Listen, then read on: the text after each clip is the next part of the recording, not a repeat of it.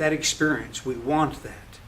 If we're driving cross country and we're hungry, we need to eat, we stop somewhere because we want to eat there. We stop at a Whataburger or a McDonald's because we want something safe that we know what we'll be getting when we're in a strange community. Every decision that the consumer makes is a combination of a need and a want, but the decision to act on the need doesn't occur until a want is triggered. Wants are emotional. Here's a graph, a diagram of the consumer or of the purchase cycle, and it starts with, up here at the top, the consumer considering the purchase. They'll do their research, they'll make a decision, then they'll act on their decision, hopefully enjoy the product, and then repeat and purchase again.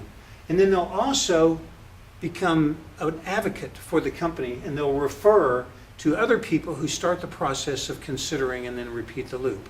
This is the purchase cycle. Another way of diagrammatically or graphically showing what the marketing process looks like is consumers start with awareness, then consideration is the next step in the process.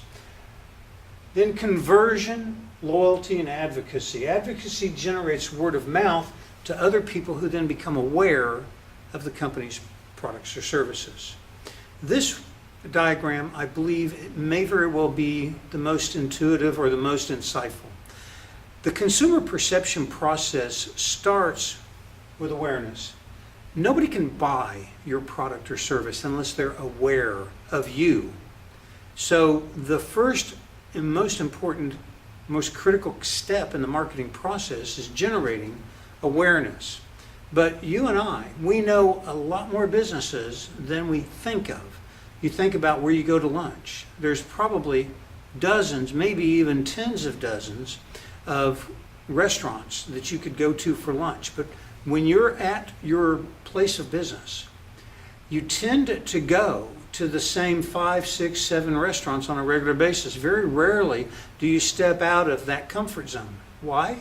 Because you don't think of the other restaurants when the opportunity for you to make a decision to use them comes up.